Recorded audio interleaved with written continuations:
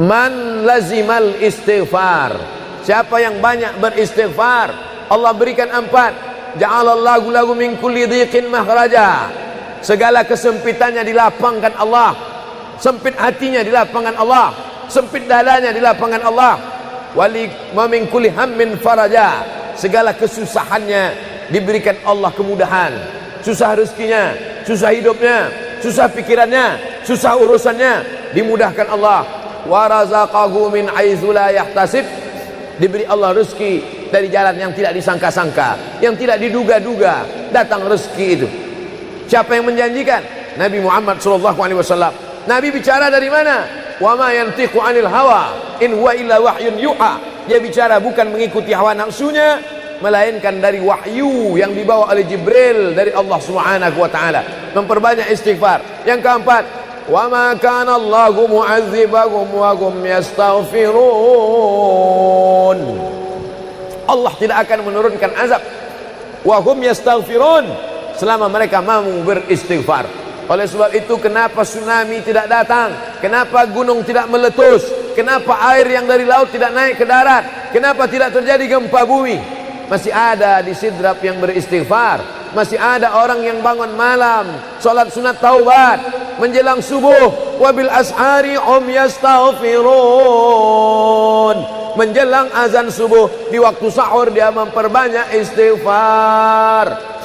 Sependek-pendeknya astaghfirullah, agak panjang astaghfirullahalazim, lebih panjang astaghfirullahalazim alladzi la ilaha illa huwal hayyul qayyum wa atubu ilaih.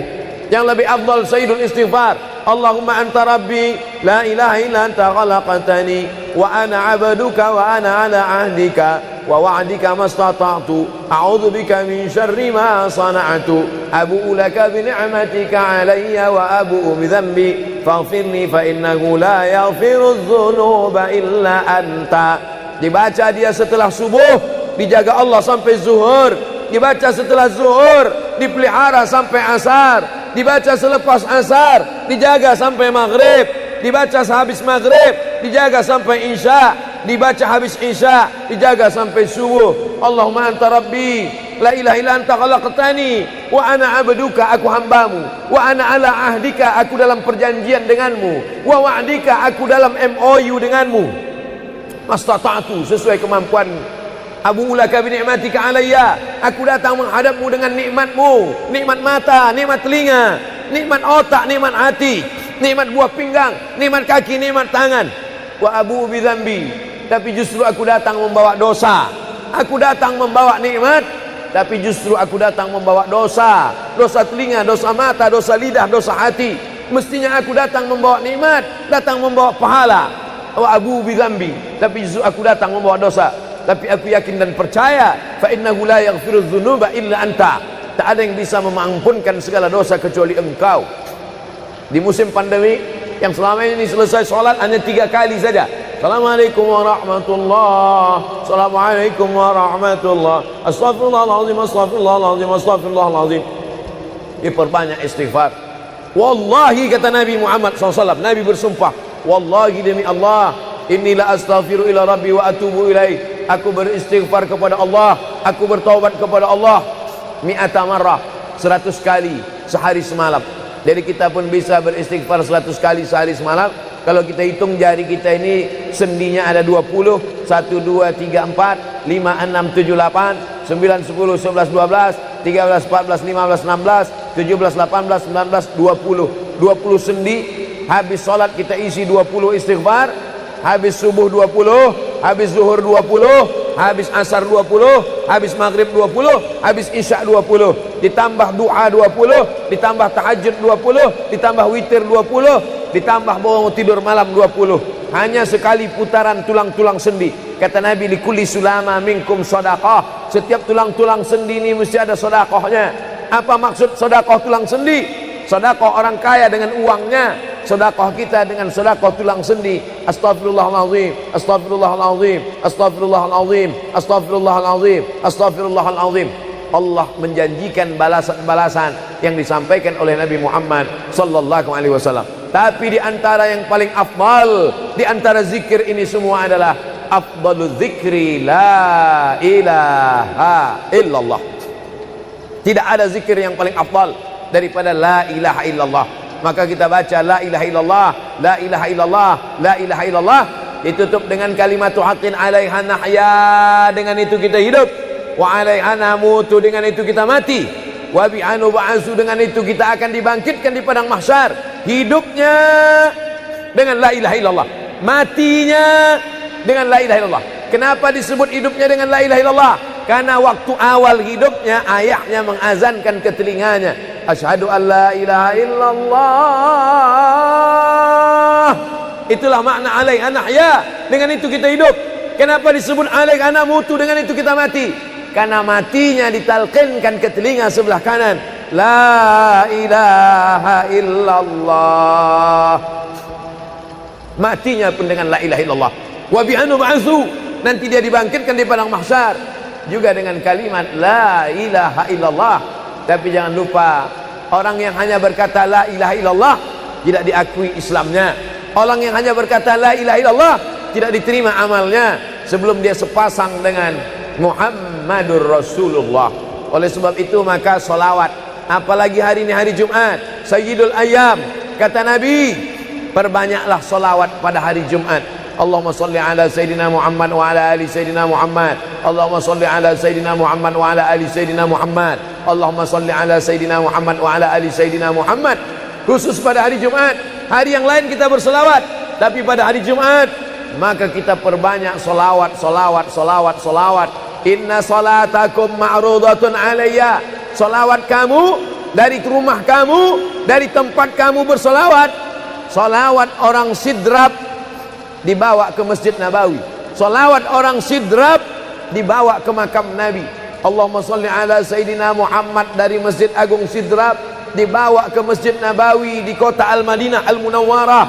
Lalu kemudian sahabat bertanya, kaifa salatuna ma'rudatun alaika wa qad arimta?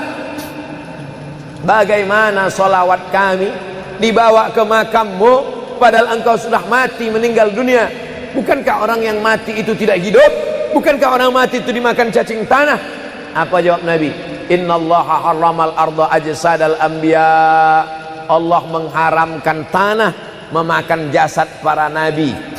Jadi sahabat Nabi itu rasional. Sahabat Nabi itu berpikir. Sahabat Nabi itu bukan hanya diam. Sahabat Nabi itu bukan hanya nerima saja. Sahabat Nabi itu bertanya, bagaimana mungkin salawat kami bisa dibawa ke makammu padahal kau sudah mati dimakan cacing tanah? Nabi menjawab, innallaha harramal arda ajsadal anbiya. Allah mengharamkan tanah memakan jasad para nabi. Hari Jumat, pagi Jumat, petang Jumat, malam Jumat, memperbanyak salawat lebih daripada hari biasanya. Allahumma salli ala Sayyidina Muhammad wa ala ali Sayyidina Muhammad. Membaca surat Al-Kahfi. Man qara'a surat Al-Kahfi yaumal jumu'ati. Siapa yang membaca surat Al-Kahfi hari Jumat, pagi Jumat, siang Jumat, sore Jumat, malam Jumat, adha'a lahu min nur. Allah berikan dia cahaya, pencerahan, terang pandangannya, terang matanya, terang pikirannya, terang hatinya. Kalau sudah gelap, kita suntuk. Makanya anak kecil tidak boleh mati lampu. Kalau ada anak kecil malam mati lampu, napasnya bisa sesak. Kenapa sesak? Sempit dadanya. Itu maknanya kalau Allah kasih kita terang cahaya karena membaca surat Al-Kahfi hari Jumat. Tapi jangan sampai menyuruh orang baca surat Al-Kahfi, ternyata yang ceramah ini belum baca surat Al-Kahfi. Bacalah surat Al-Kahfi.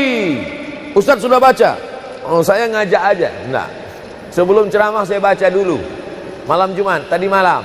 Habis sholat tahajud, duduk, baca surat Yasin, baca surat Al-Kahfi. Supaya waktu menyampaikannya plong. Karena kalau kita hanya menyuruh saja tidak mengamalkannya, terasa di dalam hati. Bacalah surat Al-Kahfi. Pembohong. Oleh sebab itu saya mengajak, tapi saya sudah baca duluan. Man qara'a surat Yasin lailatal Jum'ah. Siapa yang membaca surat Yasin malam, tidak hanya malam Jumat. Man qara'a Yasin fi lailatin, tak ada disebut malam Jumat. Siapa yang baca surat Yasin pada suatu malam, malam Senin, malam Selasa, malam Rabu, malam Kamis, malam Ahad, malam Jumat, ghufira lahu, asbaha maghfuran lah. Waktu subuh dia sudah diampunkan Allah. Adapun surat Al-Kahfi tadi malam, malam Jumat, pagi Jumat, siang Jumat, sore Jumat, sampai nanti sebelum matahari tenggelam. Dan dari salat asar sampai matahari tenggelam, waktu mustajab untuk berdoa. Didoakan segala kebaikan-kebaikan. Sayyidul ayyam, induk dari segala hari.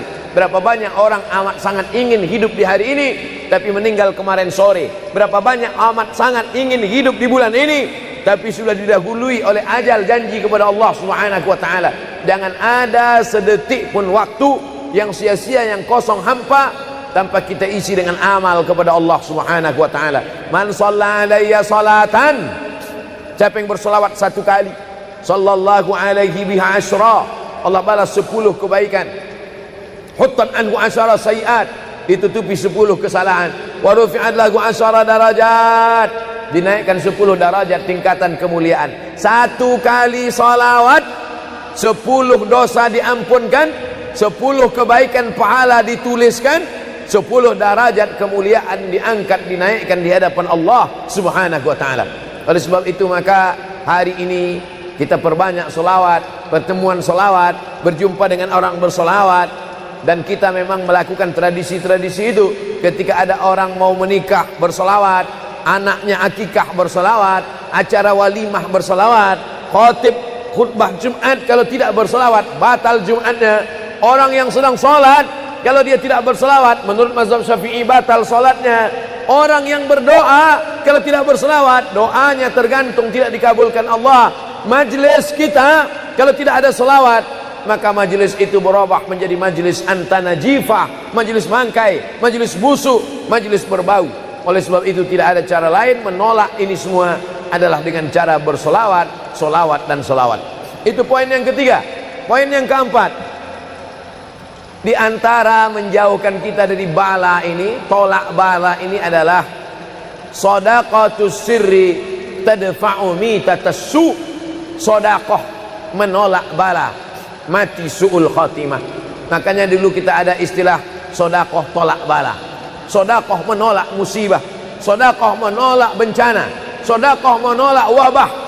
Oleh sebab itu maka yang selama ini biasa bersedekah kepada anak yatim, biasanya menyambut Ramadan, jangan lagi tunggu bulan Ramadan, datangi rumah anak yatim, makan mereka, sembako beras mereka, masukkan ke dalam karung 10 kilo, gula sekilo, minyak sekilo, susu saset, ikan sarden, masukkan, berikan. Ini dengan niat menolak segala musibah, segala bencana, segala wabah. Orang-orang yang mati itu kalau dia ditanya Allah Subhanahu wa taala, hai mayit, hai orang yang mati, seandainya ku kasih kau hidup lagi, mau apa tidak? Mereka amat sangat ingin hidup. Apa kata mereka? Kami ingin hidup. Laula akhartani ila ajalin qarib, kasihlah kami hidup ya Allah qarib, sebentar, sekejap, semenit, sedetik saja. Kalau aku kasih kau hidup, kau mau apa? Kata Allah. Mereka menjawab, dalam Al-Quran diceritakan, laula akhartani ila ajalin qarib, kalau kau kasih aku hidup walaupun sedetik saja, fa as-saddaqa, aku mau bersedekah ya Allah. Kenapa orang mati itu tidak berkata, kasih aku hidup sedetik saja, aku mau haji dan umrah? Tidak ada. Kasih aku sedetik saja, aku mau pergi berjihad? Tidak. Kasih aku sedetik saja, aku mau sholat sepanjang malam? Tidak. Mereka mengatakan, fa as-saddaqa, aku mau bersedekah. Mengapa orang mati itu kalau dihidupkan mau bersedekah? Dijawab oleh para ulama, karena haji dan umrah balasannya nanti setelah hisab masuk surga. Al-hajjul mabrur, haji yang mabrur, laisa lahu jaza illal jannah, balasannya surga. Tapi sedekah balasannya sudah didapatkan ketika dikubur. Begitu mati, masuk kubur, langsung dapat balasan sedekah. Itulah makanya kata Nabi, idza matal insan, kalau manusia mati, inqata'a, putus amalnya. Tapi ada yang tak putus, shadaqatun jariyah, sedekah yang mengalir. Belum bangkit dari kubur, belum padang mahsyar, belum hisab, belum timbangan amal, belum meniti titian siratal mustaqim, balasannya sudah nampak. Itu kehebatan sedekah dibandingkan amal yang lain. Oleh sebab itu sedekah ini luar biasa. Shadaqatus sirri tadfa'u mitatassu, sedekah menolak mati su'ul khatimah, sedekah menolak bala. Man lazimal istighfar, siapa yang banyak beristighfar, Allah berikan 4. Ja'alallahu lahu min kulli dhiqin makhraja, segala kesempitannya dilapangkan Allah, sempit hatinya dilapangkan Allah, sempit dadanya dilapangkan Allah. Wali wa min kulli hammin faraja, segala kesusahannya diberikan Allah kemudahan. Susah rezekinya, susah hidupnya, susah pikirannya, susah urusannya, dimudahkan Allah. Wa razaqahu min haitsu la yahtasib, diberi Allah rezeki dari jalan yang tidak disangka-sangka, yang tidak diduga-duga, datang rezeki itu. Siapa yang menjanjikan? Nabi Muhammad SAW. Nabi bicara dari mana? Wa ma yantiqu 'anil hawa in huwa illa wahyun yuha. Dia bicara bukan mengikuti hawa nafsunya, melainkan dari wahyu yang dibawa oleh Jibril dari Allah Subhanahu wa taala. Memperbanyak istighfar. Yang keempat, wa ma kana Allahu mu'adzibahum wa hum yastaghfirun. Allah tidak akan menurunkan azab wa hum yastaghfirun selama mereka mau beristighfar. Oleh sebab itu, kenapa tsunami tidak datang? Kenapa gunung tidak meletus? Kenapa air yang dari laut tidak naik ke darat? Kenapa tidak terjadi gempa bumi? Masih ada di Sidrap yang beristighfar. Masih ada orang yang bangun malam, salat sunat taubat menjelang subuh. Wabil ashari hum yastaghfirun. Menjelang azan subuh, di waktu sahur dia memperbanyak istighfar. Sependek-pendeknya astaghfirullah, agak panjang astaghfirullahalazim, lebih panjang astaghfirullahalazim alladzi la ilaha illa huwal hayyul qayyum wa atubu ilaih. Yang lebih afdal sayyidul istighfar, Allahumma anta rabbi la ilaha illa anta khalaqtani wa ana 'abduka wa ana 'ala 'ahdika wa wa'dika mastata'tu a'udzu bika min syarri ma sana'tu abu'u laka bi ni'matika 'alayya wa abu'u bi dhanbi faghfirli fa innahu la yaghfiru dzunuba illa anta. Dibaca dia setelah subuh, dijaga Allah sampai zuhur. Dibaca setelah zuhur, dipelihara sampai asar. Dibaca selepas asar, dijaga sampai maghrib. Dibaca sehabis maghrib, dijaga sampai isya. Dibaca habis isya, dijaga sampai subuh. Allahumma anta rabbi la ilaha illa anta khalaqtani wa ana 'abduka, aku hambamu, wa ana 'ala ahdika, aku dalam perjanjian denganmu, wa wa'dika, aku dalam MOU denganmu, mastata'tu, sesuai kemampuanmu. Abu ulaka bi ni'matika alayya, aku datang menghadapmu dengan nikmatmu, nikmat mata, nikmat telinga, nikmat otak, nikmat hati, nikmat buah pinggang, nikmat kaki, nikmat tangan. Wa abu bi dzambi, tapi justru aku datang membawa dosa. Aku datang membawa nikmat, tapi justru aku datang membawa dosa. Dosa telinga, dosa mata, dosa lidah, dosa hati. Mestinya aku datang membawa nikmat, datang membawa pahala. Wa abu bi dzambi, tapi justru aku datang membawa dosa. Tapi aku yakin dan percaya, fa innahu la yaghfiru dzunuba illa anta, tak ada yang bisa mengampunkan segala dosa kecuali engkau. Di musim pandemi yang selama ini selesai sholat hanya 3 kali saja. Assalamualaikum warahmatullah, assalamualaikum warahmatullah, astaghfirullahaladzim, astaghfirullahaladzim, astaghfirullahaladzim. Diperbanyak istighfar. Wallahi, kata Nabi Muhammad SAW, Nabi bersumpah, wallahi demi Allah, inilah astaghfiru ila rabbi wa atubu ilaih. Aku beristighfar kepada Allah, aku bertaubat kepada Allah mi'ata marrah, 100 kali sehari semalam. Jadi kita pun bisa beristighfar 100 kali sehari semalam. Kalau kita hitung jari kita ini sendinya ada 20, 1, 2, 3, 4, 5, 6, 7, 8, 9, 10, 11, 12, 13, 14, 15, 16, 17, 18, 19, 20. 20 sendi. Habis sholat kita isi 20 istighfar.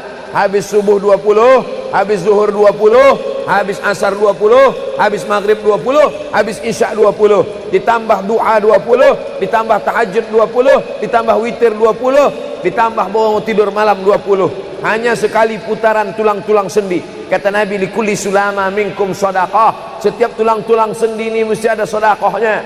Apa maksud sedekah tulang sendi? Sedekah orang kaya dengan uangnya, sedekah kita dengan sedekah tulang sendi. Astaghfirullahalazim, astaghfirullahalazim, astaghfirullahalazim, astaghfirullahalazim, astaghfirullahalazim. Allah menjanjikan balasan-balasan yang disampaikan oleh Nabi Muhammad sallallahu alaihi wasallam. Tapi di antara yang paling afdal di antara zikir ini semua adalah afdalu dzikri la ilaha illallah. Tidak ada zikir yang paling afdal daripada la ilaha illallah. Maka kita baca la ilaha illallah, la ilaha illallah, la ilaha illallah, ditutup dengan kalimat haqqin 'alaiha nahya, dengan itu kita hidup, wa 'alaiha namutu, dengan itu kita mati, wa bi'anu ba'su, dengan itu kita akan dibangkitkan di padang mahsyar. Hidupnya dengan la ilaha illallah, matinya dengan la ilaha illallah. Kenapa disebut hidupnya dengan la ilaha illallah? Karena waktu awal hidupnya ayahnya mengazankan ke telinganya, asyhadu an la ilaha illallah. Itulah makna alaiha nahya, dengan itu kita hidup. Kenapa disebut alaiha namutu, dengan itu kita mati?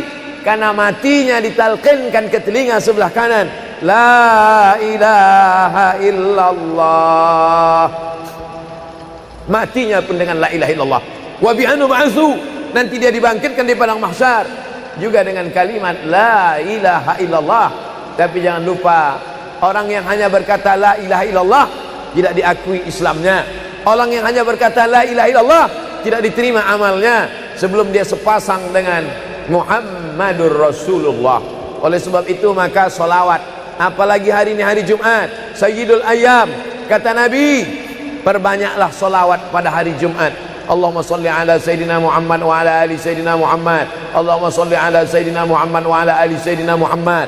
Allahumma salli ala Sayyidina Muhammad wa ala ali Sayyidina Muhammad. Khusus pada hari Jumat. Hari yang lain kita berselawat, tapi pada hari Jumat maka kita perbanyak solawat, solawat, solawat, solawat. Inna salatakum ma'rudatun alayya.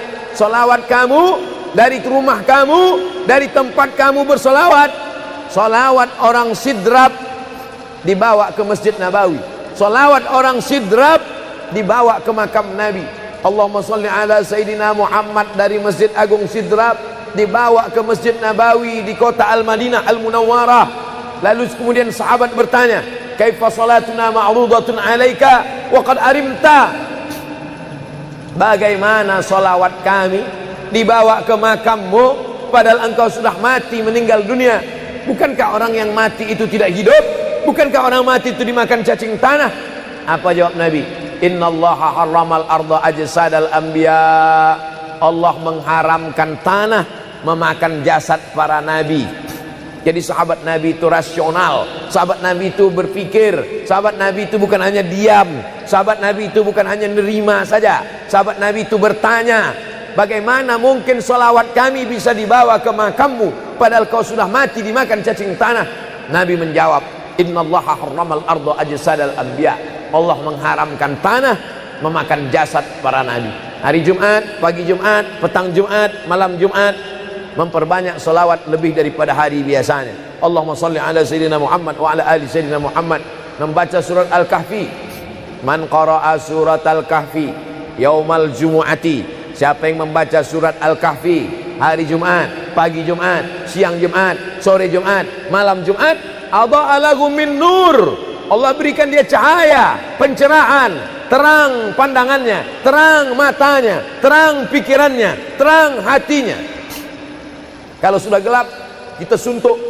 Makanya anak kecil tidak boleh mati lampu. Kalau ada anak kecil malam mati lampu, napasnya bisa sesak. Kenapa sesak? Sempit dadanya. Itu maknanya kalau Allah kasih kita terang cahaya karena membaca surat Al-Kahfi hari Jumat. Tapi jangan sampai menyuruh orang baca surat Al-Kahfi, ternyata yang ceramah ini belum baca surat Al-Kahfi. Bacalah surat Al-Kahfi. Ustaz sudah baca. Oh, saya ngajak aja. Enggak. Sebelum ceramah saya baca dulu. Malam Jumat, tadi malam. Habis sholat tahajud, duduk, baca surat Yasin, baca surat Al-Kahfi. Supaya waktu menyampaikannya plong. Karena kalau kita hanya menyuruh saja tidak mengamalkannya, terasa di dalam hati. Bacalah surat Al-Kahfi. Pembohong. Oleh sebab itu saya mengajak, tapi saya sudah baca duluan. Man qara'a surat Yasin lailatal Jum'ah. Siapa yang membaca surat Yasin malam, tidak hanya malam Jumat. Man qara'a Yasin fi lailatin, tak ada disebut malam Jumat. Siapa yang baca surat Yasin pada suatu malam, malam Senin, malam Selasa, malam Rabu, malam Kamis, malam Ahad, malam Jumat, ghufira lahu, asbaha maghfuran lah. Waktu subuh dia sudah diampunkan Allah. Adapun surat Al-Kahfi tadi malam, malam Jumat, pagi Jumat, siang Jumat, sore Jumat, sampai nanti sebelum matahari tenggelam. Dan dari salat asar sampai matahari tenggelam, waktu mustajab untuk berdoa. Didoakan segala kebaikan-kebaikan. Sayyidul ayyam, induk dari segala hari. Berapa banyak orang amat sangat ingin hidup di hari ini, tapi meninggal kemarin sore. Berapa banyak amat sangat ingin hidup di bulan ini, tapi sudah didahului oleh ajal, janji kepada Allah Subhanahu wa taala. Jangan ada sedetik pun waktu yang sia-sia, yang kosong hampa tanpa kita isi dengan amal kepada Allah Subhanahu wa taala. Man shalla alayya salatan, siapa yang berselawat satu kali, sallallahu alaihi biha asyra, Allah balas 10 kebaikan. Huttat anhu asyara sayiat, ditutupi 10 kesalahan.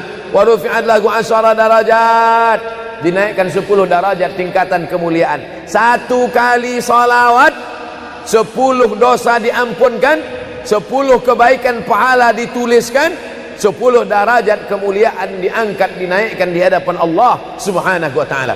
Oleh sebab itu maka hari ini kita perbanyak selawat, pertemuan selawat, berjumpa dengan orang berselawat. Dan kita memang melakukan tradisi-tradisi itu.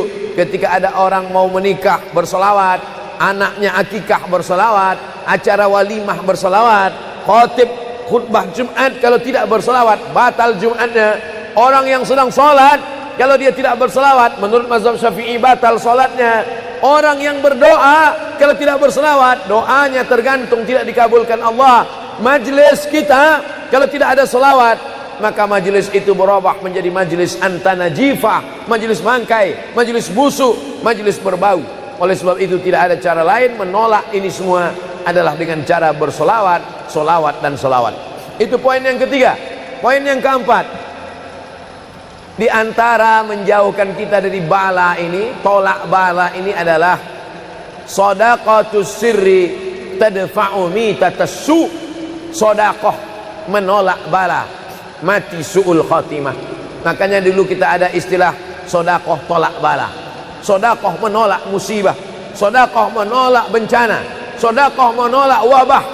Oleh sebab itu maka yang selama ini biasa bersedekah kepada anak yatim, biasanya menyambut Ramadan, jangan lagi tunggu bulan Ramadan, datangi rumah anak yatim, makan mereka, sembako beras mereka, masukkan ke dalam karung 10 kilo, gula sekilo, minyak sekilo, susu saset, ikan sarden, masukkan, berikan.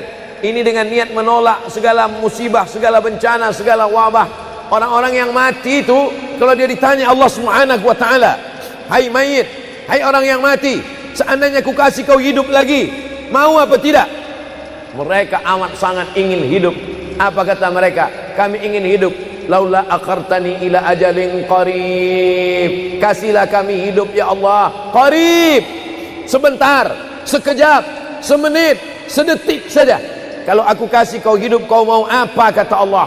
Mereka menjawab, dalam Al-Quran diceritakan, laula akhartani ila ajalin qarib, kalau kau kasih aku hidup walaupun sedetik saja, fa as-saddaqa, aku mau bersedekah ya Allah. Kenapa orang mati itu tidak berkata, kasih aku hidup sedetik saja, aku mau haji dan umrah? Tidak ada. Kasih aku sedetik saja, aku mau pergi berjihad? Tidak. Kasih aku sedetik saja, aku mau sholat sepanjang malam? Tidak. Mereka mengatakan, fa as-saddaqa, aku mau bersedekah. Mengapa orang mati itu kalau dihidupkan mau bersedekah? Dijawab oleh para ulama, karena haji dan umrah balasannya nanti setelah hisab masuk surga. Al-hajjul mabrur, haji yang mabrur, laisa lahu jaza illal jannah, balasannya surga. Tapi sedekah balasannya sudah didapatkan ketika dikubur. Begitu mati masuk kubur langsung dapat balasan sedekah. Itulah makanya kata Nabi, idza matal insan, kalau manusia mati, inqata'a, putus amalnya. Tapi ada yang tak putus, shadaqatun jariyah, sedekah yang mengalir. Belum bangkit dari kubur, belum padang mahsyar, belum hisab, belum timbangan amal, belum meniti titian siratal mustaqim, balasannya sudah nampak. Itu kehebatan sedekah dibandingkan amal yang lain. Oleh sebab itu sedekah ini luar biasa. Shadaqatus sirri tadfa'u mitatassu, sedekah menolak mati su'ul khatimah, sedekah menolak bala. Alhamdulillah, Allahumma salli ala Sayyidina Muhammad wa ala ali Sayyidina Muhammad. Kullu amrin zibalin, semua amal yang baik, walam yubda' bihamdillah, kalau tidak diawali dengan alhamdulillah, pujian kepada Allah, fahuwa aqta', maka amal itu putus. Makna putus, putus sampai di dunia saja, tak boleh dibawa sebagai bekal menghadap Allah. Maka kita ingin amal kita malam ini tidak putus, maka kita awali dengan alhamdulillahi rabbil alamin. Setiap majlis kalau tidak disebut namanya, maka majlis itu antanajifah, majlis yang busuk, majlis bau, majlis bangkai. Maka kita sebut namanya Allahumma salli ala Sayyidina Muhammad wa ala ali Sayyidina Muhammad. Laisa minna, bukan golongan kami, kata Nabi SAW. Man lam yarham saghirana, sesiapa yang tidak sayang kepada budak anak kecil, walam ya'rif syarafa kabirina, tidak hormat kepada orang tua, maka dia tidak diperakui sebagai umat Nabi Muhammad SAW. Semua anak-anak muda-muda, belia-belia yang saya sayangi, para alim ulama, tuan-tuan guru, datuk-datuk, datin-datin, semua yang berhadir ini insyaallah dimuliakan Allah Subhanahu wa taala. Amin ya rabbal alamin. Tajuk kita malam ini 8 keutamaan orang yang bersedekah menurut Al-Qur'an dan sunnah Nabi Muhammad sallallahu alaihi wasallam. Keutamaan yang pertama, kalau orang mati itu ditanya, apakah kamu mau hidup lagi? Maka orang mati itu menjawab, tapi belum ada orang yang mati hidup lagi. Macam mana kita boleh tahu dia menjawab? Sebab diceritakan Allah dalam Al-Quran. Apa kata mereka? A'udzubillahi minasyaitonirrajim. Laula akhartani ila ajalin qarib, kalaulah kami yang sudah mati ini diberi masa lagi, ajal masa, qarib pendek, sikit, kejap. Kalaulah kami boleh dibagi masa hidup lagi walaupun sikit, walaupun kejap, apa yang ingin mereka lakukan? Fa as-saddaqa, kami ingin bersodaqah. Mereka tak ada kata kalaulah kami boleh hidup lagi kami ingin jihad, tak ada. Kalau boleh hidup lagi kami ingin pergi haji, tak ada. Mereka katakan fa as-saddaqa, kami ingin bersedekah. Kenapa sedekah? Kenapa bukan perang? Maka ulama membagi jawaban. Karena kalau haji itu balasannya nanti di surga. Wal hajjul mabrur laisa lahu jazaa'un illal jannah. Haji mabrur balasannya surga nanti selepas hari kiamat. Tapi kalau sedekah, balasan pahalanya diperolehi ketika di alam kubur. Itulah kenapa orang-orang yang mati itu ingin kalau hidup lagi fa as-saddaqa, mereka ingin bersedekah. Sedekah, hampir semua kata-kata dalam bahasa Arab itu asalnya 3 huruf. Sadaqah. Sadaqah artinya benar. Sadaqallahul azim, maha benar Allah. Sadaqah artinya benar. Kalau memang benar betul iman kita, mana buktinya?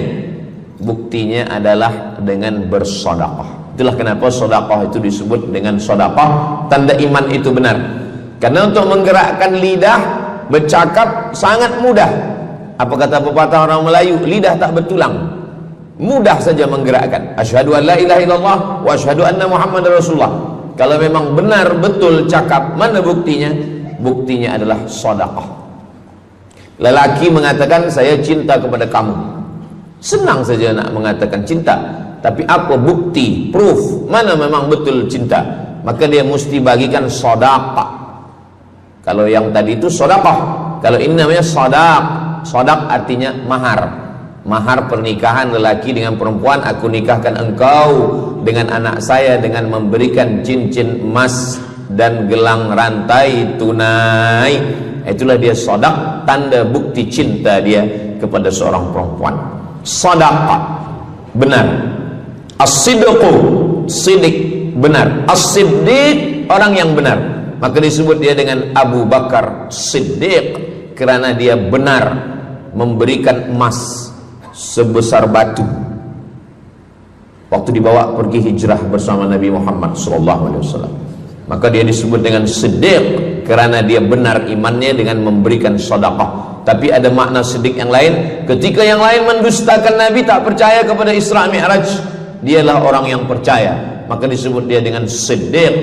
Siddiq dari kata sadaq, benar, karena iman dia yang benar. Mana bukti, proof bahwa iman dia benar? Dia bersedekah, membagikan emasnya sebesar batu. Nama dia Abu Bakar Siddiq. Nama ayah dia Abu Quhafah. Ayah dia tak Islam. Apa kata ayah dia? Habislah emas Abu Bakar itu dibawa Muhammad sallallahu alaihi wasallam. Anak Abu Bakar itu namanya Asma. Asma, mana emas ayah kamu? Dah habis dibawa Muhammad. Dia benci betul dengan Nabi Muhammad. Datang Asma, dia ambil batu, dia masukkan ke dalam kain. Kata Asma, emas ayah tu masih ada dalam kain, Datuk.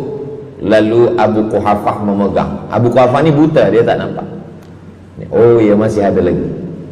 Rupanya emas itu sudah dibawa hijrah bersama Rasulullah sallallahu alaihi wasallam.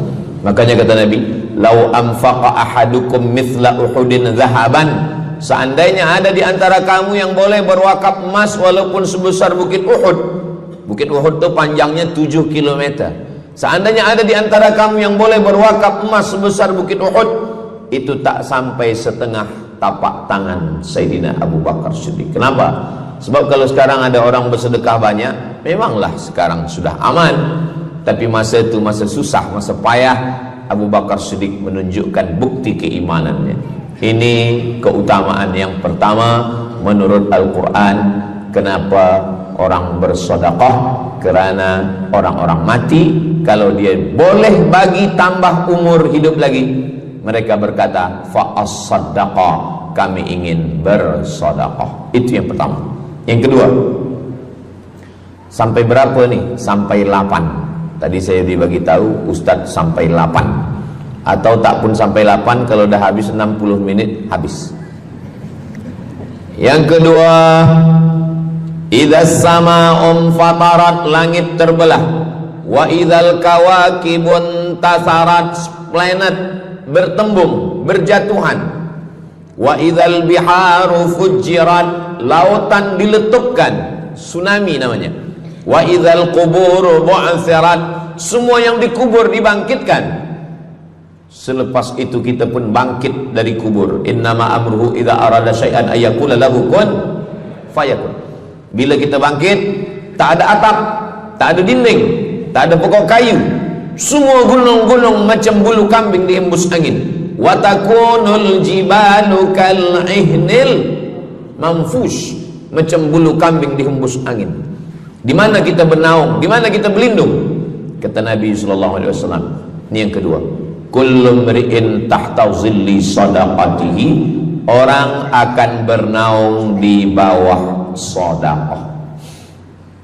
Bukan bernaung di bawah haji, bukan bernaung di bawah sembahyang, bukan bernaung di bawah puasa, tapi tempat bernaung atap adalah sedekah. Tapi jangan sebab kita kaji sedekah malam ni, esok subuh tak sembahyang. Awak tak sembahyang, kita bernaung di bawah sedekah. Betul, memang bernaung di bawah sedekah, tapi tiangnya sembahyang. As-salatu imaduddin, sembahyang, salat itu adalah tiang daripada agama.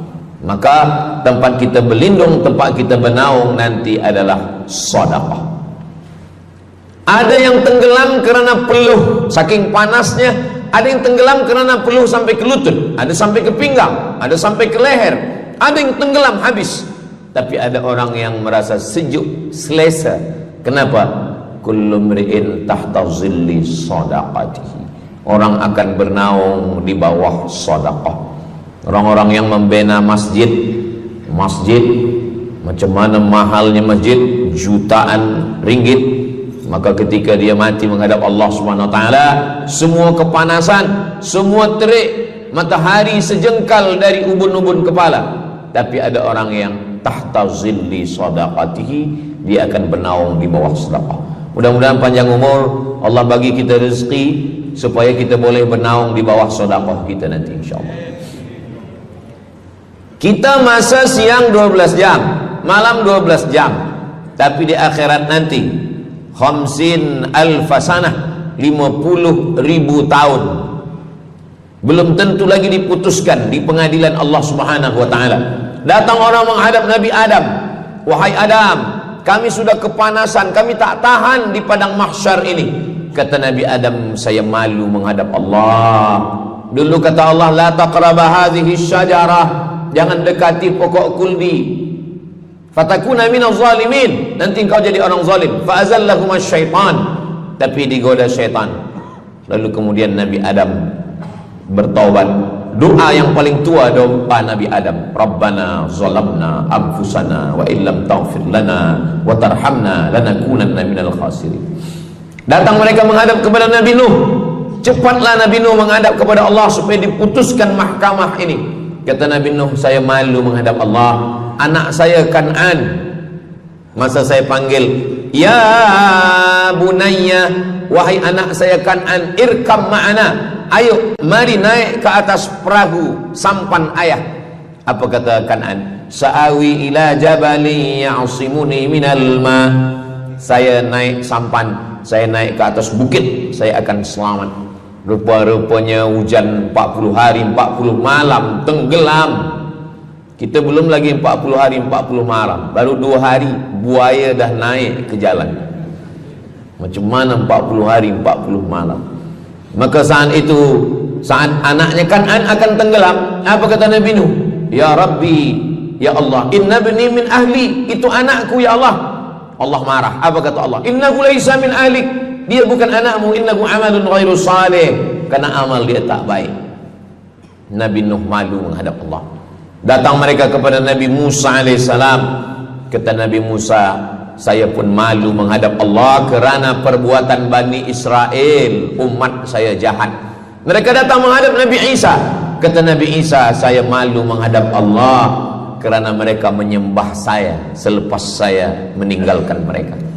Pada akhirnya mereka datang menghadap Sayyidina wa Maulana wa Syafi'ina Muhammad sallallahu alaihi wasallam. Hanya Nabi Muhammad lah yang berani menghadap Allah. Sebab apa? Sebab dia umatnya. Maka walaupun kita umat yang paling kecil, umur paling pendek, badan paling tidak bertenaga, tapi kita adalah umat yang pertama nanti yang akan diputuskan perkara, dan kita adalah umat yang pertama akan masuk ke dalam surga Allah Subhanahu wa ta'ala. Maka banyak mereka yang ingin menjadi umat Nabi Muhammad. Bahkan Nabi Musa pun ingin menjadi umat Nabi Muhammad sallallahu alaihi wasallam. Masa Umar bin Khattab datang membawa lembaran-lembaran Taurat, Nabi berkata, apa itu wahai Musa? Taurat. Nabi Muhammad SAW memanggil, mari Taurat. Lalu Nabi Muhammad mengkoyak. Apa kata Nabi? Lau kana Musa hayyan ma wasa'ahu illa iyattabi'ani. Kalaulah Musa masih hidup, dia pasti akan ikut saya. Dan itu betul pada peristiwa Isra dan Mi'raj. Nabi jadi imam, Nabi Musa jadi makmum, Nabi Isa jadi makmum, Nabi Ibrahim jadi makmum, semua nabi-nabi jadi makmum. Imamnya adalah Sayyidina wa Maulana Muhammad sallallahu alaihi wasallam. Jadi keutamaan yang kedua, kita bernaung di bawah sedekah. Yang ketiga,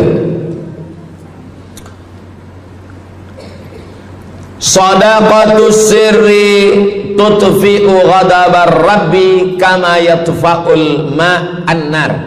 Sedekah memadamkan api neraka seperti air yang memadamkan api. Kita kalau nampak api, mudah-mudahan kita selamat daripada terbakar, amin. Lalu kemudian datang api, kita padamkan dengan air. Lalu kemudian macam mana memadamkan api neraka? Air sebanyak apa yang boleh memadamkan? Maka kata Nabi SAW, keutamaan yang ketiga adalah sadaqatus sirri tutfi'u ghadabar rabbi, sedekah memadamkan api neraka. Jadi kalau kita dulu banyak silap, banyak salah, banyak dosa. Kullu bani Adam, semua manusia ini khata'un, semua pernah salah, pernah mabuk, pernah berzina, pernah minum khamar, pernah berjudi. Kalaupun dia tidak buat dosa yang zahir, pernah hasad, pernah dengki, busuk hati.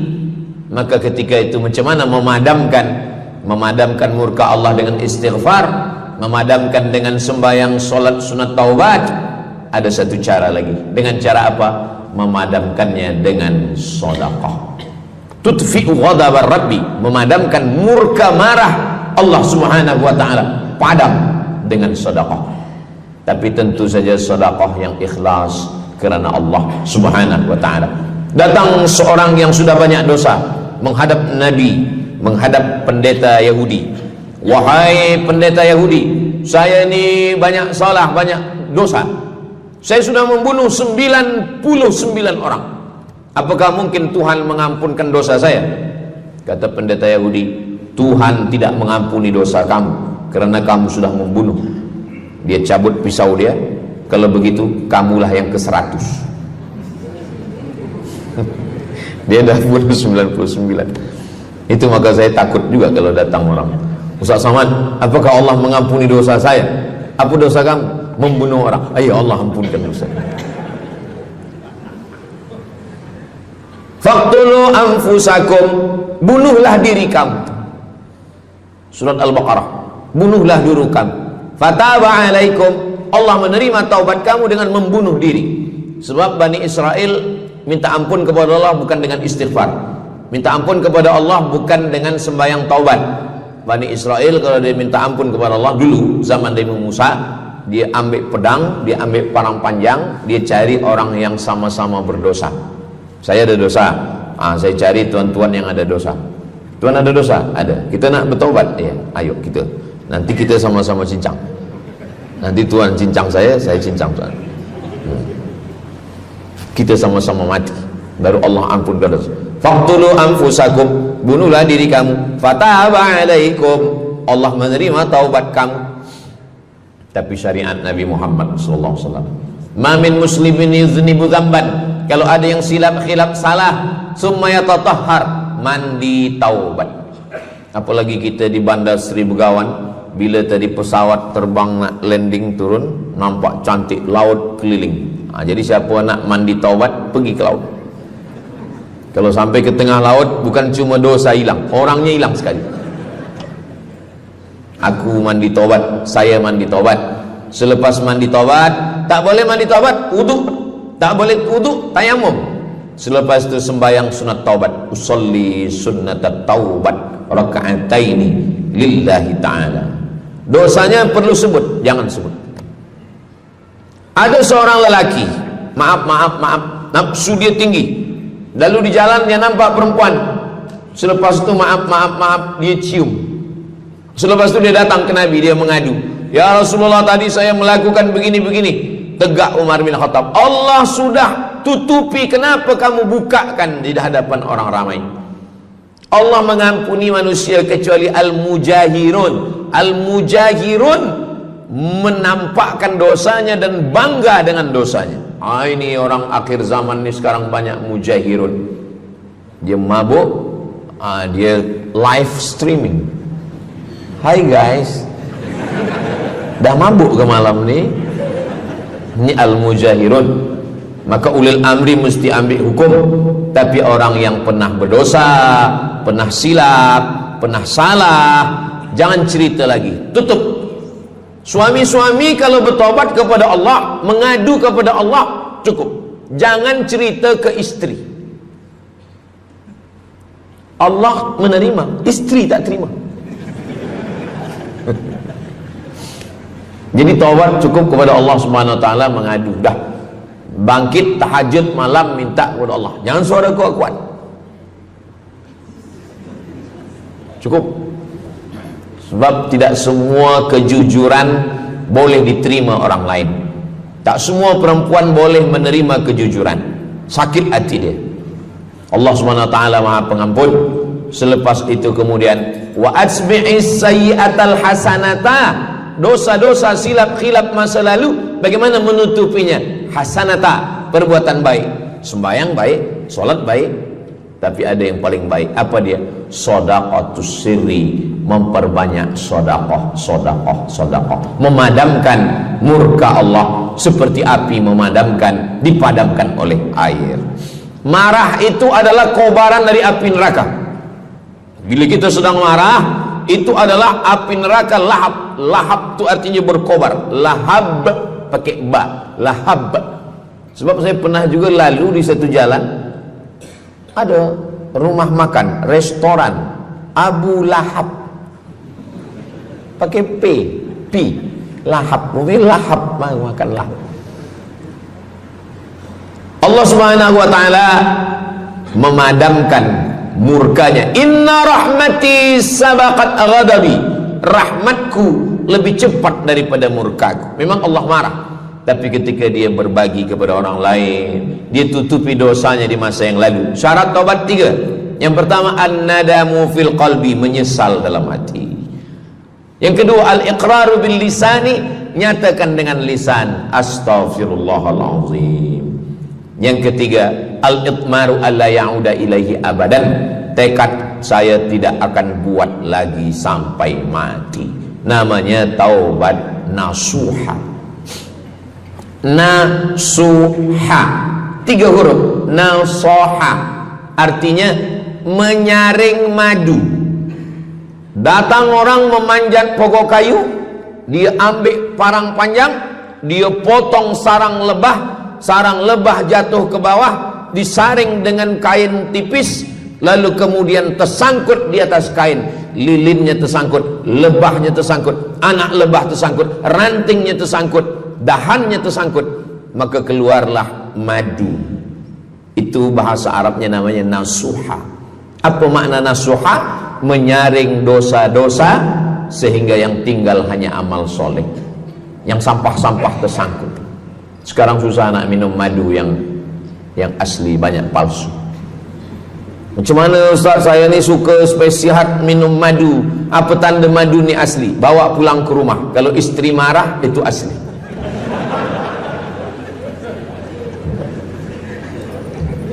Yang keempat, ini jangan diingat, lupakan. Yang keempat, apa itu keutamaan sedekah?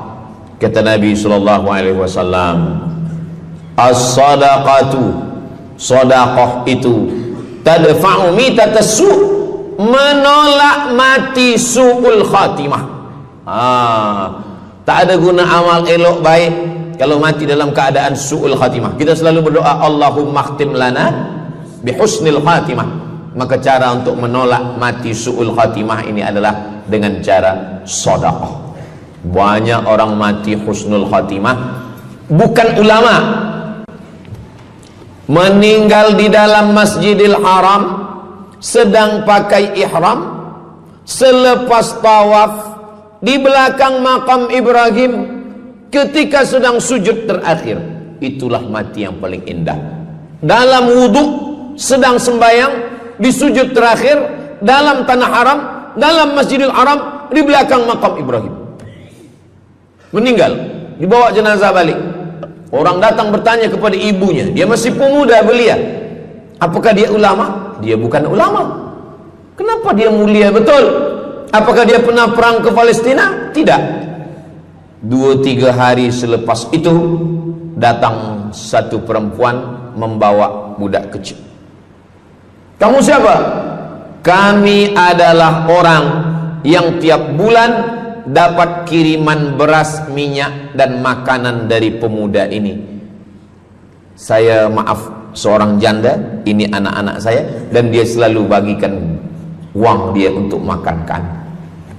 Jadi nanti kalau ada orang meninggal, tiba-tiba selepas itu datang janda membawa anak, itu tanda husnul khatimah.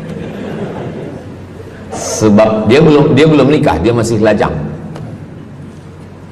Allah ingin menunjukkan bahwa kalau engkau berbuat sedekah, maka Allah Subhanahu wa taala memberikan keutamaan husnul khatimah. Bukan setakat diselamatkan dari su'ul khatimah, tapi mendapatkan husnul khatimah. Ada seorang dari Maghribi, dari Maroko, Mesir, Libya, Tunisia, Algeria, Maghribi. Orang Maghribi ini bermimpi. Dalam mimpinya dia berjumpa dengan Nabi Muhammad SAW. Kata Nabi, engkau pergi ke Saudi Arabia, cari di kampung ini, nanti engkau jumpai seorang pemuda, sampaikan salamku kepada dia, katakan dia penghuni surga. Malam pertama mimpi, iya ke? Tidak ke? Jangan-jangan syaitan. Tak betul. Malam kedua mimpinya sama. Engkau pergi ke Saudi Arabia, datangi kampung ini, jumpai seorang pemuda namanya si fulan, bagi tahu ke dia, salamku untuk dia, sampaikan kepada dia bahwa dia penghuni surga. Nah, 2 kali. Ini udah agak kuat. Tunggu 3 kali, sampai 3 malam mimpinya sama. Akhirnya orang Maghrib ini terbang dari Casablanca sampai ke Jeddah. Dari Jeddah dia cari kampung yang disebut dalam mimpi, sampai itu dia cari pemuda. Adakah di kampung ini seorang pemuda namanya si fulan? Betul. Dia tengok, biasa saja. Bukan ulama, bukan macam Musa Abdul Somad. Tak mungkin mimpi salah 3 kali betul-betul. Lalu disampaikan kepada dia, fulan, saya 3 malam bermimpi Rasul SAW menyampaikan salam kepada engkau. Assalamualaikum. Kata Nabi, engkau adalah penghuni surga. Dia pun terkejut. Saya bukan ulama, saya orang biasa. Apa amal kamu? Sembahyang saya biasa saja, puasa sunat saya biasa saja. Hanya saja saya tak pernah menyimpan hasad dendam, dan saya selalu membagikan uang kepada fakir miskin, anak yatim dan du'afa. Selepas mendapatkan itu dia pun menangis, dia pun bersedih karena dia merasa dia tak layak dicintai, karena dia masa banyak silap, banyak salah. Rupanya rahmat Allah itu turun bukan kepada orang yang alim tapi sombong, bukan kepada orang yang kaya tapi takbur, tapi kepada orang yang hatinya hancur berkeping karena takut kepada Allah Subhanahu wa ta'ala.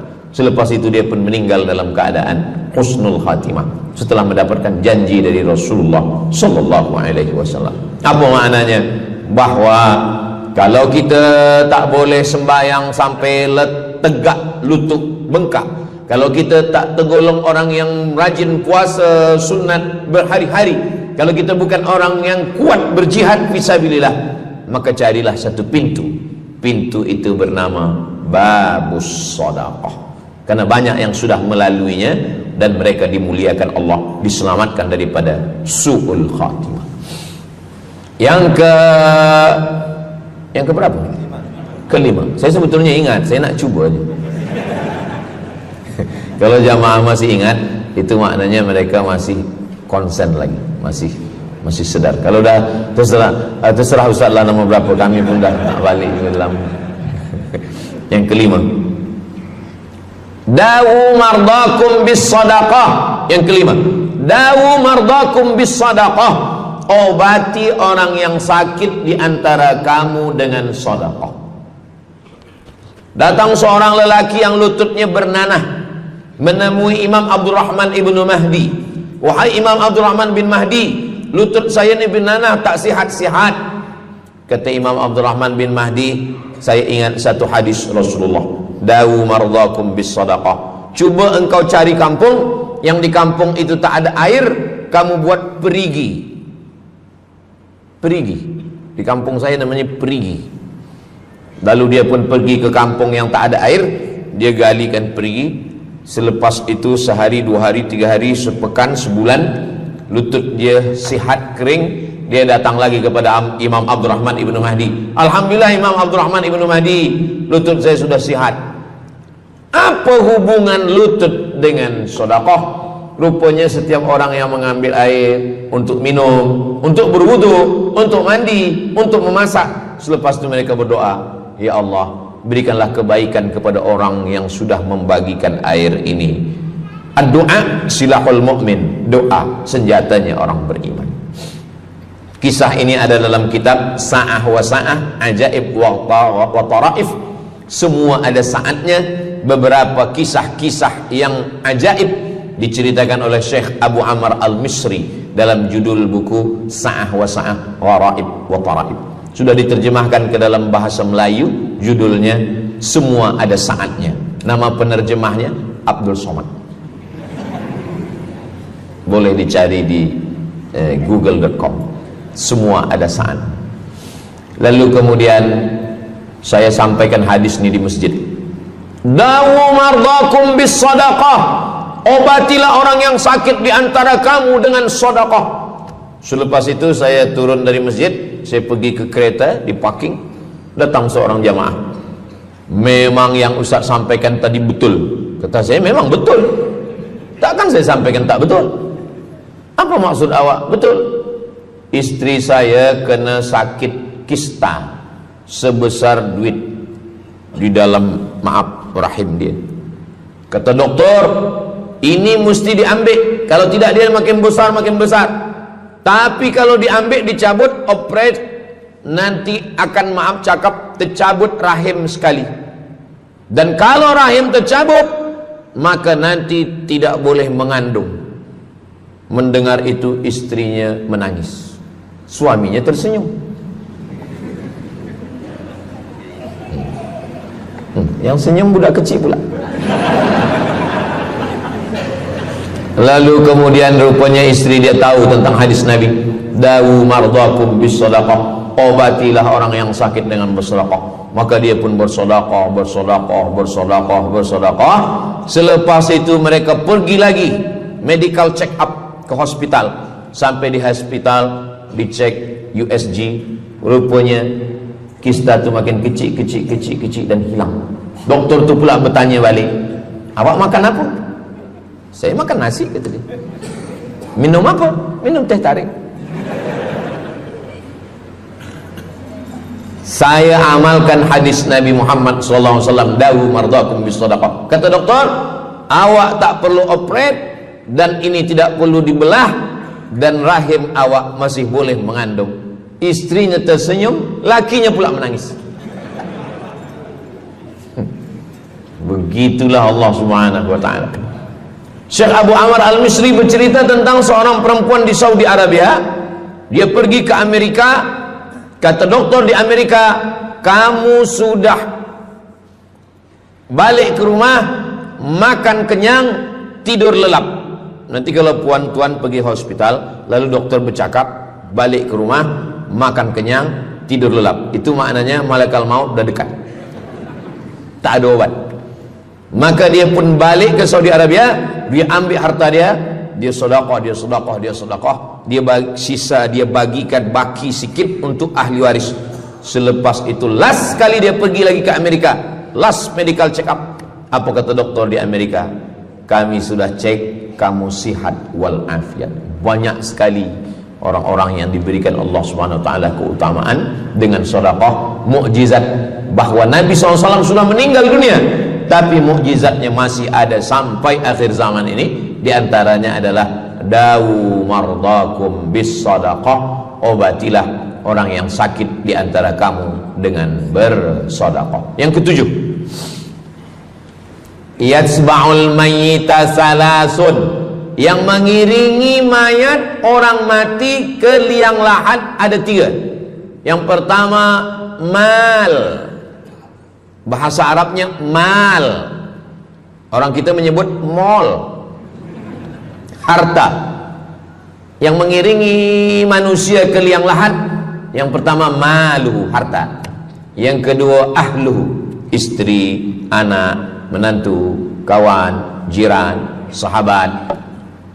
Yarji'usnani, yang dua ni balik ke rumah, anak balik, istri balik, kereta balik, semua balik. Wa yabqa wahidun, yang kekal hanya satu. Apa dia? Yang kekal hanya satu, itulah dia sedekatuh. Sedekah lah yang kekal. Itulah kenapa orang-orang meninggal dunia. Kita di atas dunia ini, kata Nabi, baina sittin wa sab'in. Kita hidup di atas dunia ini antara sittin, 60, sab'in, 70. 60, 70. 60, 70. Kalau umur 30, ada berjumpa jamaah umur 30 yang dia soal, dah berbini ke? Bini? Belum. Oh. Awak dah menikah? Belum. Apa belum nikah lagi? Kejap lagi Ramadan. Takkan jaga subuh? Macam mana nak sembahyang? Macam mana nak sahur? 30. Bila 40, soalan sudah berubah.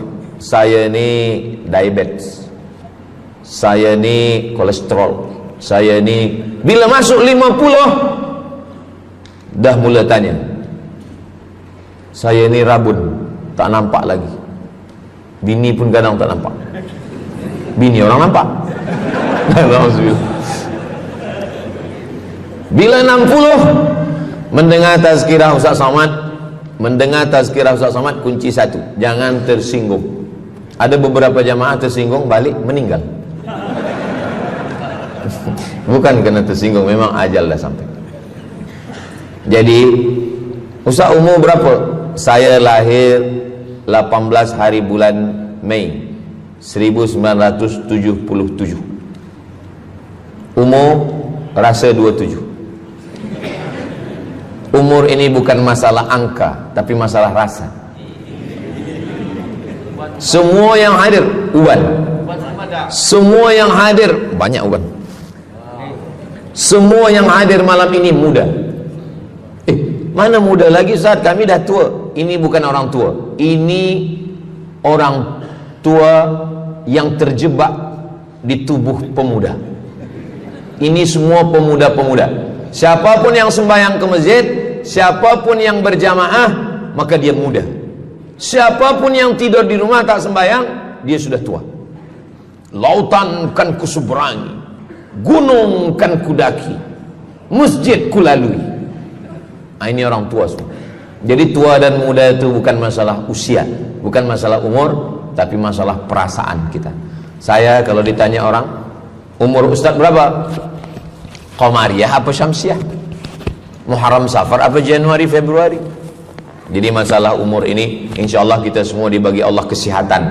Amin ya rabbal alamin. Yang sakit-sakit diangkat Allah penyakitnya. Amin. Jadi kata Nabi SAW, semuanya tinggal, wa yabqa wahidun, yang tinggal hanya satu, wa amaluhu, di antara amal adalah sedekah. Itu yang ketujuh. Nabi meninggal umur 63 tahun. Abu Bakar Siddiq 63 tahun. Imam Syafi'i lahir 150, meninggal 204. Imam Syafi'i lahir di Gaza, Palestina. Semoga Allah menolong saudara kita di Palestina. Imam Syafi'i lahir di Palestina, di Gaza 150 Hijrah. Meninggal di Fustat, Kahirah, Mesir 204. Imam Syafi'i umurnya hanya 54 tahun. 50 muda. Tapi Imam Syafi'i berada di alam barzah 204, sekarang sudah 1447, 1447 tahun. Apa maknanya? Berarti Imam Syafi'i di alam kubur sudah 1200 tahun. Soalan, lebih lama di atas tanah atau di dalam tanah? Lebih lama di alam barzah. Di alam rahim 9 bulan 10 hari. Di alam dunia 63 tahun. Kalau sampai di alam kubur menunggu hari kiamat. Imam Syafi'i sudah 1200 tahun. Tapi setiap detik, setiap menit, setiap jam, dari maghribi sampai ke Nusantara, semua orang menyebut nama Syafi'i, Syafi'i, Syafi'i, Syafi'i. Setiap kampung ada nama orang Syafi'i. Setiap kawasan ada nama orang Syafi'i. Begitulah mulianya Imam Syafi'i. Kita, seandainya kita mati, berapa lama lagi kita di alam barzakh? Dulu ada yang mengatakan kiamat 2012, rupanya tak jadi. Kan ada filmnya, kiamat 2012, Steven Spielberg. Tak jadi. Yas'alunaka 'anis sa'ati ayyana mursaha. Mereka bertanya kepadamu tentang hari kiamat. Qul, katakan, la ya'lamuha illa hu. Yang tahu hanya Allah Subhanahu wa ta'ala. Pikirkan, kalau kita mati, apa yang akan mengalir? Rumah kita dijual anak kita, dibagi-bagi kepada ahli waris. Kereta kita dijual semuanya. Tapi orang yang membina masjid di Brunei Darussalam, masjid dah cantik-cantik, besar-besar, elok-elok. Tadi kami cerita tentang Muslim yang ada di Kamboja, yang ada di Vietnam, yang ada di Myanmar, kesusahan, kepayahan, yang ada di Palestin. Itu kalau kita tolong, mengalir sampai hari kiamat. Kita fikirkan apa yang akan mengalir selepas kita mati menghadap Allah Subhanahu wa ta'ala. Di antara yang pasti mengalir, anak belum tentu. Waktu kita hidup dia soleh, selepas kita mati dia stres. Na'udzubillah. Mudah-mudahan anak-anak kita semua anak-anak yang soleh-soleh. Tapi yang pasti adalah sedekah. Maka kita siapkan sedekah menolong agama Allah Subhanahu wa ta'ala. Yang ke-8, kata Nabi SAW, idza matal insan, hadisnya ada dalam Sahih Muslim. Idza matal insan, ada orang yang membaca hadis ini idza mata ibnu Adam. Idza mata ibnu Adam itu tarjamah, bukan bunyi teks. Bunyi teksnya idza matal insan, kalau manusia mati, inqata'a, putus. Tapi banyak yang salah faham tentang hadis nih. Kamu malam ni tak ada buat kenduri orang mati, tak ada baca doa, tak ada baca yasin, tak ada baca tahlil. Idza matal ibnu Adam, kalau manusia sudah mati, putus. Jangan kirim-kirim doa lagi.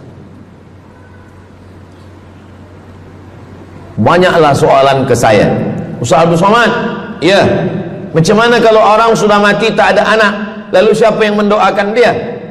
Kata saya, yang mendoakan dia saya. Allahumma ighfir lahu warhamhu wa'afihi wa'fu anhu. Siapa yang akan bacakan Al-Fatihah untuk dia?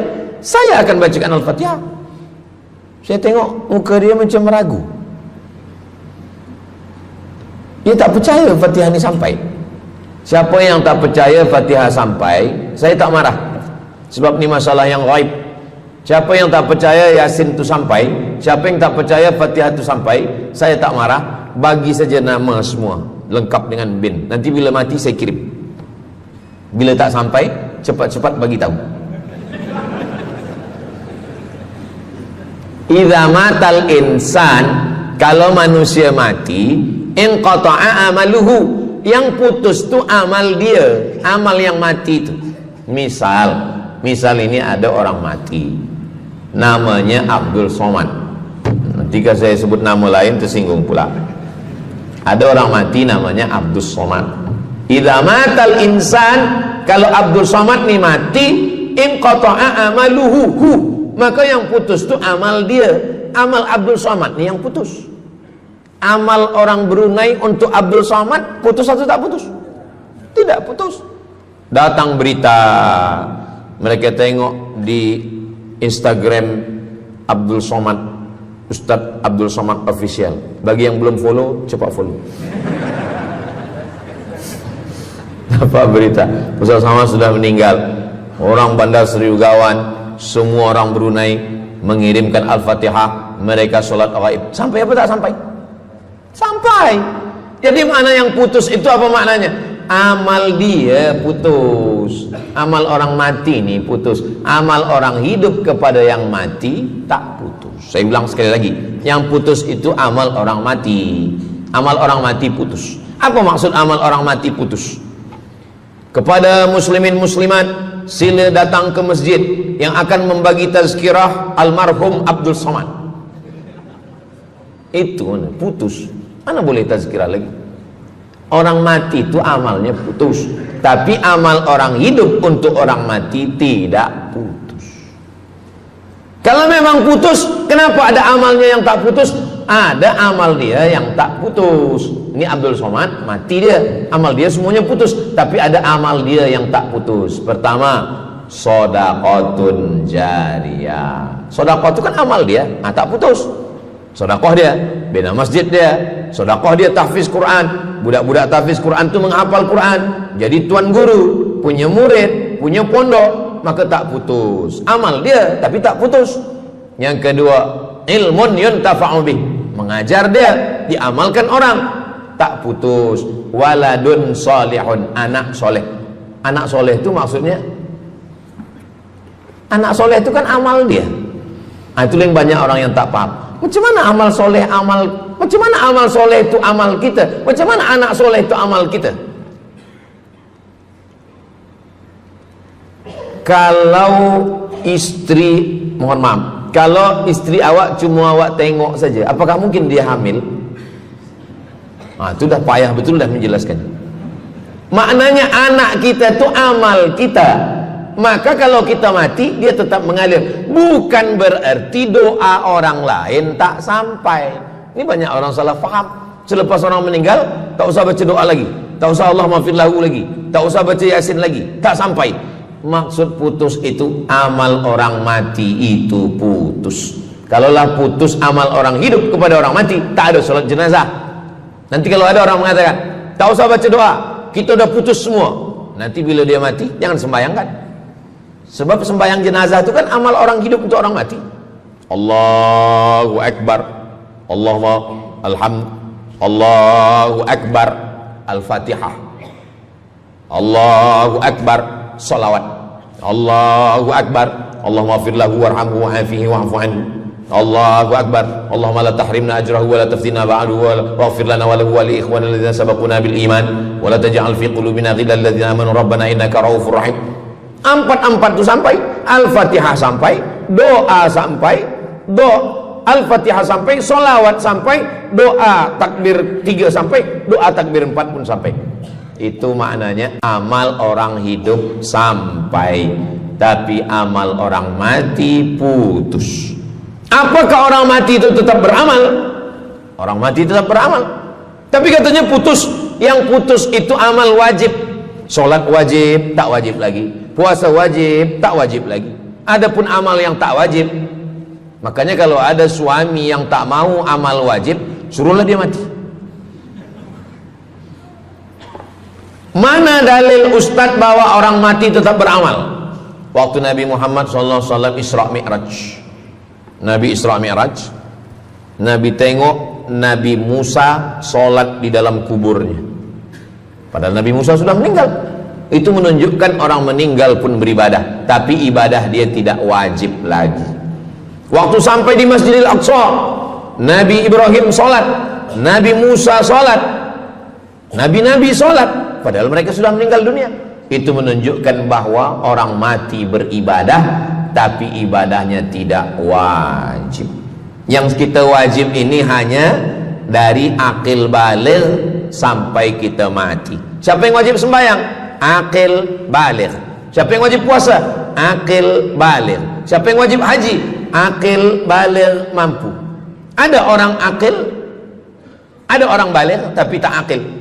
Umur 15 tahun, 20 tahun, 30 tahun, baligh umurnya sampai tapi tak akil, tak ada akal. Rufi'al qalam, kertas, pena. Pena dia terangkat, tak mencatat. Ada 3 orang yang penanya tak mencatat. Yang pertama, anis sobi hatta yahtalim, budak kecil sampai dia mimpi akil balik. Yang kedua, anin naim hatta yastayqiz, orang tidur sampai dia terjaga. Yang pertama, budak kecil sampai akil balik. Maka kalau nak nakal waktu kecil itulah. Menyesal saya Ustaz, waktu kecil dulu baik-baik. Yang kedua, anin naim hatta yastayqiz, orang tidur sampai dia jaga tidur. Makanya kalau nak buat dosa, waktu tidurlah. Ada seorang suami tidur, selepas itu dia terjaga, dia katakan ke istri dia, Adinda, buah hati belayan jiwa, siang dan malam terbayang-bayang, makan tak kenyang, tidur tak lelap. Abang bermimpi malam tadi. Mimpi apa? Mimpi berbini lagi.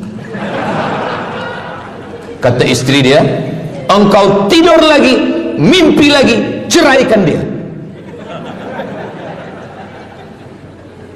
Macam mana nak tidur lagi? Begitulah. Tapi perempuan ini tak ada di Brunei, di kampung saya. Sini baik-baik. Orang tidur, dia tidak boleh dihukum, sebab mimpi kita tak boleh buat-buat. Anin naim hatta yastayqis, orang tidur sampai dia jaga tidur. Anil majnun hatta yafiq, orang gila sampai sehat. Orang gila tak diambil hukum, tak wajib sembahyang, tak wajib puasa.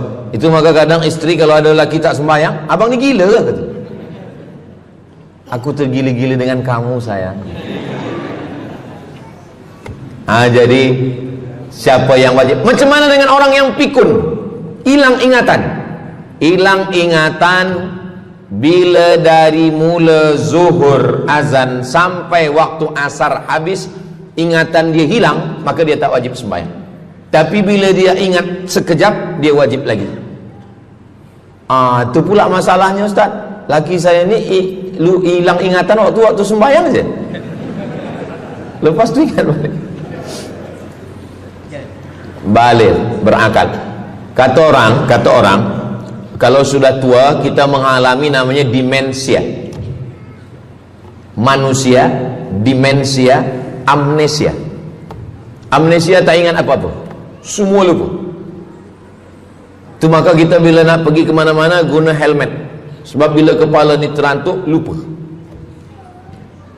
Ada kawan saya, dia hafaz Quran 30 juz, ceramah tazkirah ke mana-mana, bawa kereta jatuh. Kata dia banyak ayat-ayat yang hilang, maka aku kalau sembahyang ayat pendek-pendek. Kata saya, bang, di kampung saya dulu kalau ada radio yang dah tua yang rosak, itu biasa kita pukul mau elok balik. Cuba antukkan sekali lagi, kata saya.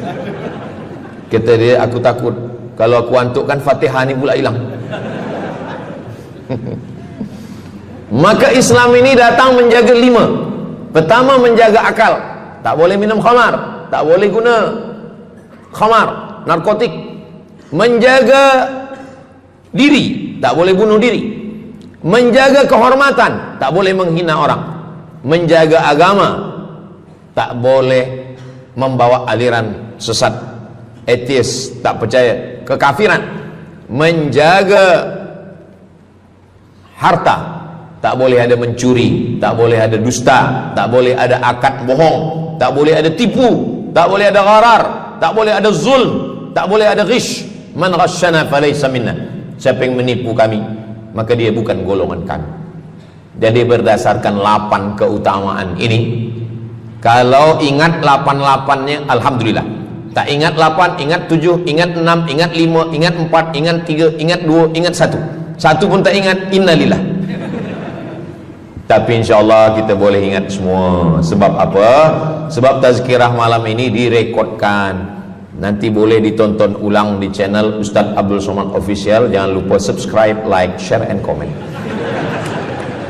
Jamaah yang dimuliakan Allah Subhanahu Wa Taala, tadi saya mula pukul 8.15, sekarang sudah pukul 8.10. Jadi saya di mana-mana tazkirah memanglah 60 menit, 600 ml, tapi rupanya botolnya kecil.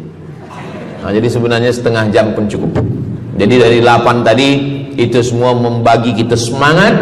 Kalau ada orang yang mengatakan Islam ini agama yang menyuruh kita tak usahlah berniaga, tak usahlah bertanam kelapa sawit, tak usahlah bertanam kelapa, tak usahlah buka ikan, tak usahlah bertani. Sesungguhnya Islam ini agama yang menyuruh kita berusaha. Masuk masjid, Allah maftah li abwaba rahmatik. Keluar masjid, Allahumma inni as'aluka min fadlik. Kenapa keluar masjid minta rezeki? Sebab peniaga, pedagang, bisnismen dapat duit, duitnya bukan untuk dunia, duitnya untuk akhirat. Jadi kalau ada orang mengatakan kereta tak dibawa mati, siapa kata kereta tak dibawa mati? Kereta boleh dibawa mati. Kereta yang macam mana? Kereta wakaf. Ada kereta 10, wakafkan untuk tahfiz Quran. Masa emak saya meninggal, berpesan dia, nanti kalau aku mati, tolong kuburkan aku di samping makam ayahku. Dari tempat saya, rumah saya ke kampung mak saya jauh, 10 jam naik kereta. Hospital tak nak bagi kereta ambulan. Maka selepas itu saya azam dalam diri saya, nanti kalau ada duit, kita buatkan kereta wakaf ambulan. Siapapun saja yang sakit meninggal, free, Alhamdulillah kami ada yayasan tabung wakaf umat namanya, 2 kereta ambulans sekarang. Siapapun yang sakit free. Naik kereta ni free, syaratnya 2, sakit mati. Alhamdulillah, sesiapa saja datang boleh. Jadi saya rasa sakit hati, dalam hati saya itu saya mesti azamkan, tekadkan ini. Begitu juga dengan tahfiz, guru-guru, cikgu-cikgu, pelajar-pelajar, buatkan kereta. Begitu juga dengan rumah. Apa kata orang? Untuk apa bina rumah elok-elok, rumah besar? Rumah tak dibawa mati. Rumah boleh dibawa mati. Rumah yang mana? Rumah tahfiz Quran. Assalamualaikum. Waalaikumsalam. Ustaz Abdul Somad, betul, saya ada rumah Ustaz, 9 bilik, 2 aras, parking lapang. Rumah siapa? Tak tahu. Ini rumah siapa Tuan? Tuan Haji. Rumah saya. Tuan Haji di mana sekarang? Saya di Surabaya, Ustaz Abdul Somad. Rupanya dia dulu kerja kilang minyak di Riau, Sumatera. Lepas pencen dia balik ke Jawa. Jadi rumah ni saya nak wakafkan. Wakafkan sekarang kami buat rumah tahfiz Quran. Pagi, petang, siang, malam orang hafaz Quran. Ini rumah boleh. Jadi kalau ada orang mengatakan tak usahlah cari harta banyak-banyak, harta tak dibawa mati. Harta dibawa mati dengan syarat diwakafkan, diinfakkan, disedekahkan. Yang paling tinggi zakat wajib. Di bawah zakat wakaf. Wakaf mesti ada 4. Orang yang berwakaf, orang yang menerima wakaf, harta yang diwakafkan, ada ijab dan qabul. Di bawah wakaf infak. Di bawah infak baru sedekah. Kenapa infak lebih tinggi daripada sedekah? Sebab infak adalah harta, sedangkan sedekah tak harta pun sedekah. Senyum itu sedekah. Makanya yang kalau ada box di depan masjid, box di tepi jalan, itu yang tepat ditulis box infak, jangan box sedekah. Sebab kalau box sedekah nanti orang senyum aja. Tabassumika fi wajhi akhika sedekah. Senyummu ke wajah saudaramu adalah sedekah. Tolong untuk dibaca Ustaz.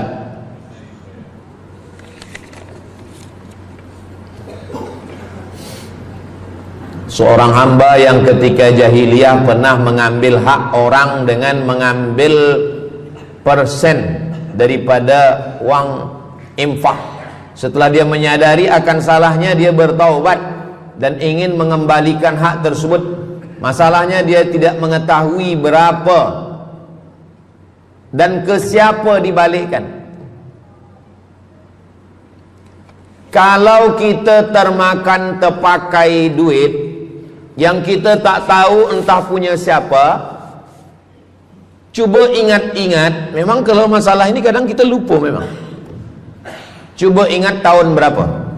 Sebab duit RM1 tahun 80 dengan 2025 tak sama nilainya, sebab ada inflasi ekonomi. Jadi coba ingat, tengok dengan harga emas. Tahun 80 berapa 1 gram emas? Tahun 2025 berapa? Maka dihitungnya ke emas, bukan ke dolar, tapi kepada emas. Nah, selepas kita dapat harga emas, lalu kita balikkan. Misalkan tahun 80 100 ringgit itu 1, 2, 3 gram. Maka yang sekarang kita tidak balikkan 100 ringgit, tapi kita balikkan sekarang 2025 dengan 3 gram emas. Berapa harga 3 gram emas? Lepas itu kita balikkan. Kalau kita tak tahu orangnya di mana, anak cucunya, ahli warisnya tak tahu, maka kita serahkan kepada masalih ammah. Masalih ammah artinya kepentingan umum. Pendidikan tahfiz Quran, sekolah, tempat anak yatim, tempat duafa fakir miskin, ke masjid, boleh. Tapi kalau kita bawa duit haram, duit tak jelas, kita serahkan saja. Datang, Tuan Guru bagi dah. Jangan sebut pula, Tuan Guru ni ada beberapa duit haram saya nak bagi ni. Serahkan. Begitu juga dengan orang yang menyimpan uang di bank yang bukan Islamic bank. Syukran, jazakumullah khair. Lalu kemudian dia duduk di negeri yang tak Islam, lalu kemudian dia letakkan di bank yang tak Islamik. Maka duit ini ada ada fawaid, ada bunganya. Riba haram. Kalau dia simpan di rumah dia takut hilang. Duit ini tak boleh dia makan, tak boleh dia belikan ke pakaian, tak boleh dia bagikan ke orang lain, maka dia serahkan kepada masalih ammah. Begitu kata Syekh Yusuf Al-Qardawi dalam kitab judulnya Fatawa Mu'asirah, fatwa-fatwa kontemporer, fatwa modern. Jadi masalih ammah, kepentingan umum, bukan untuk diri sendiri. Orang terhalang doanya sebab 3. Mat'amuhu haram, makanannya haram. Masyrabuhu haram, minumannya haram. Malbasuhu haram, pakaiannya haram. Wadhiya bil haram, dibagi makan haram. Jadi kalau kita selamatkan, insyaallah Allah pun menyelamatkan kita semua. Mudah-mudahan Allah bagi kita, anak cucu kita rezeki supaya kita boleh mengamalkan pintu sedekah ini. Salah satu pintu surga ada namanya babus sedekah. Orang yang masuk surga melalui pintu karena banyak bersedekah. Apakah orang mati itu tetap beramal? Orang mati tetap beramal, tapi katanya putus. Yang putus itu amal wajib. Sholat wajib, tak wajib lagi. Puasa wajib, tak wajib lagi. Adapun amal yang tak wajib, makanya kalau ada suami yang tak mau amal wajib, suruhlah dia mati. Mana dalil ustadz bahwa orang mati tetap beramal? Waktu Nabi Muhammad SAW Isra Mi'raj, Nabi Isra Mi'raj, Nabi tengok Nabi Musa sholat di dalam kuburnya, padahal Nabi Musa sudah meninggal. Itu menunjukkan orang meninggal pun beribadah, tapi ibadah dia tidak wajib lagi. Waktu sampai di Masjidil Aqsa, Nabi Ibrahim sholat, Nabi Musa sholat, Nabi-Nabi sholat, padahal mereka sudah meninggal dunia. Itu menunjukkan bahwa orang mati beribadah, tapi ibadahnya tidak wajib. Yang kita wajib ini hanya dari akil baligh sampai kita mati. Siapa yang wajib sembahyang? Akil baligh. Siapa yang wajib puasa? Akil baligh. Siapa yang wajib haji? Akil baligh mampu. Ada orang akil, ada orang baligh tapi tak akil. Umur 15 tahun, 20 tahun, 30 tahun, baligh, umurnya sampai, tapi tak akil, tak ada akal. Rufi'al qalam, kertas, pena dia terangkat, tak mencatat. Ada 3 orang yang penanya tak mencatat. Yang pertama, anis sobi hatta yahtalim, budak kecil sampai dia mimpi akil balik. Yang kedua, anin naim hatta yastayqiz, orang tidur sampai dia terjaga. Yang pertama, budak kecil sampai akil balik.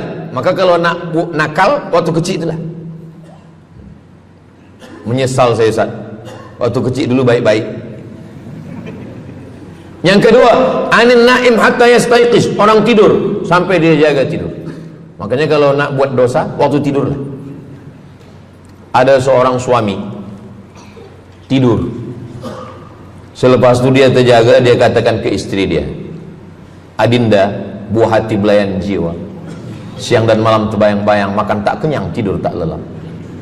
Abang bermimpi malam tadi. Mimpi apa? Mimpi berbini lagi. Kata istri dia, engkau tidur lagi, mimpi lagi, ceraikan dia. Macam mana nak tidur lagi? Begitulah. Tapi perempuan ini tak ada di Brunei, di kampung saya. Sini baik-baik. Orang tidur dia tidak boleh dihukum, sebab mimpi kita tak boleh buat-buat. Anil naim hatta yastayqiz, orang tidur sampai dia jaga tidur. Anil majnun hatta yafiq, orang gila sampai sehat. Orang gila tak diambil hukum, tak wajib sembahyang, tak wajib puasa. Itu maka kadang isteri kalau ada lelaki tak sembahyang, abang ni gila ke? Kata, aku tergila-gila dengan kamu sayang. Jadi siapa yang wajib? Macam mana dengan orang yang pikun, hilang ingatan? Hilang ingatan bila dari mula zuhur azan sampai waktu asar habis, ingatan dia hilang, maka dia tak wajib sembahyang. Tapi bila dia ingat sekejap, dia wajib lagi. Itu pula masalahnya Ustaz. Laki saya ni hilang ingatan waktu sembahyang je, lepas tu ingat balik. baligh, berakal. Kata orang, kalau sudah tua kita mengalami namanya demensia. Manusia, demensia, amnesia. Amnesia tak ingat apa-apa, semua lupa. Itu maka kita bila nak pergi kemana-mana guna helmet, sebab bila kepala ni terantuk lupa. Ada kawan saya, dia hafaz Quran 30 juz, ceramah tazkirah kemana-mana, bawa kereta jatuh. Kata dia banyak ayat-ayat yang hilang, maka aku kalau sembahyang ayat pendek-pendek. Kata saya, bang, di kampung saya dulu kalau ada radio yang dah tua yang rosak, itu biasa kita pukul mau elok balik. Cuba antukkan sekali lagi, gitu. Kata dia, aku takut kalau aku antukkan Fatihah ni pula hilang. Maka Islam ini datang menjaga 5. Pertama, menjaga akal. Tak boleh minum khamar, tak boleh guna khamar, narkotik. Menjaga diri, tak boleh bunuh diri. Menjaga kehormatan, tak boleh menghina orang. Menjaga agama, tak boleh membawa aliran sesat, ateis, tak percaya, kekafiran. Menjaga harta, tak boleh ada mencuri, tak boleh ada dusta, tak boleh ada akad bohong, tak boleh ada tipu. Terima kasih telah mengunjungi channel Ayo Kita Ngaji. Semoga bermanfaat. Wassalamualaikum warahmatullahi wabarakatuh.